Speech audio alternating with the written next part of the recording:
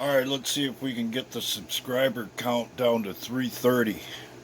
Because I guarantee you the liberals behind the scene at YouTube will not like this video. If you're not willing to fall for the Democrat grift, they don't need you. If you're not willing to drink the Kool-Aid, you will be canceled. That should be fairly obvious to everyone by now. Especially the people in the inner cities, the black community in particular. The reason why they want to keep people on welfare and public assistance really has nothing to do with systemic racism. It has more to do with keeping people dependent on the Democrats. As an example, let's say a guy like Donald Trump gets in and starts raising people out of the poverty level in the black community. That drives the Democrats crazy. Because that'll only make more people conservative. Because the more you have, the more you want to keep it. That's pretty much the mindset of the entire mind game that they play. They're not helping anyone by constantly offering public assistance and programs. Quite the contrary.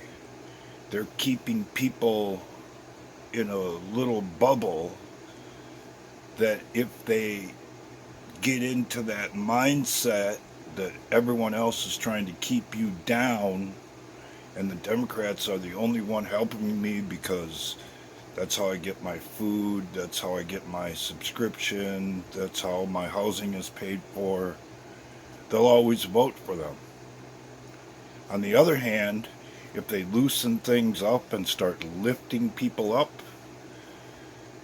like I said, that'll only make people think in a more conservative manner. And they can't have that. And that's the whole concept behind cancel culture. And if you're not willing to go along with it, you will be replaced or eliminated. So I suppose I should put it like this. If you're worried about how things look, you're not a patriot. You're a pussy. If it's all about appearances, semantics,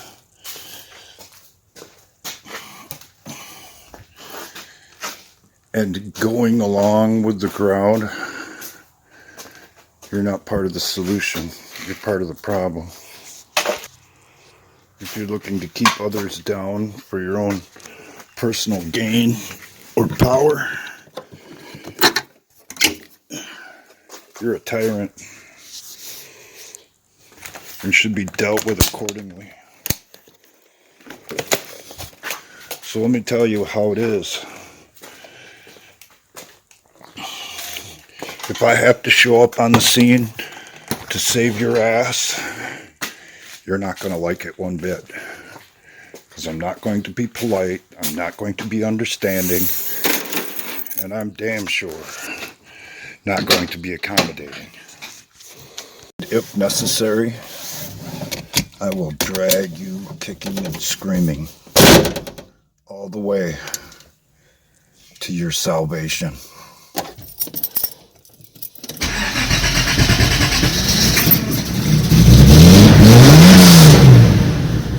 Then use your own foolishness as an example to others of what not to do. Because that's what it takes to survive when it comes down to survival. And I'm sorry if you won't like it.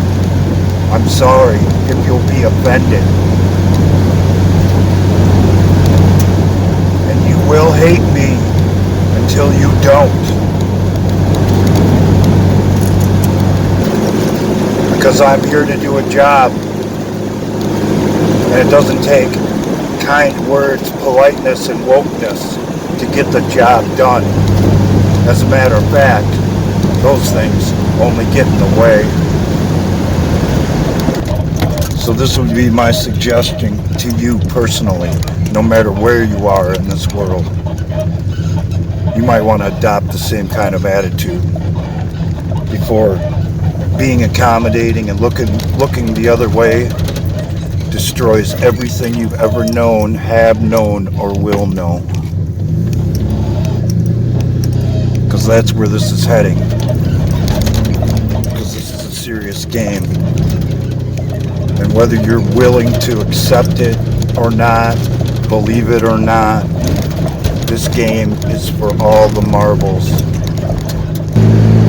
This isn't and has never been about left or right, Republican or Democrat.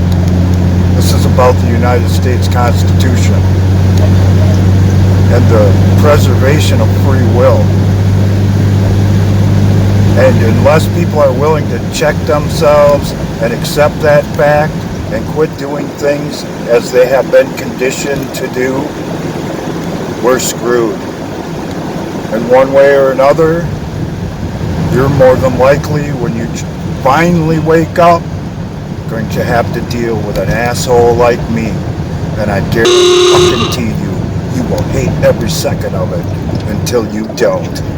And yes, that will be part of the welcome speech. Welcome to the last resort. I know you don't want to be here, and I don't freaking want you here. But seeing as how we are stuck here together, we might as well make the best of it. And if you think you have a better way, keep right on stepping. I don't have time for the bullshit. And I'm not here to be liked. I'm not here for the money. I'm here to save your ass. And if you don't like it, well, that's just tough shit. So if you think Donald Trump is opinionated, boisterous, and a pain in the ass, you ain't seen nothing. Nothing at all. So think what you want about me. Say what you want about me. But make no mistake about it. I am a patriot. And when and if the time comes, or the day ever comes around, I will respond accordingly. And I can guarantee you, you will not like it. But it's entirely possible, by the time it's all said and done, you just might love it. So I'm not exactly sure how I became so opinionated on this subject. Well, actually I am. But I refuse to stand idly by as the sun sets on our republic.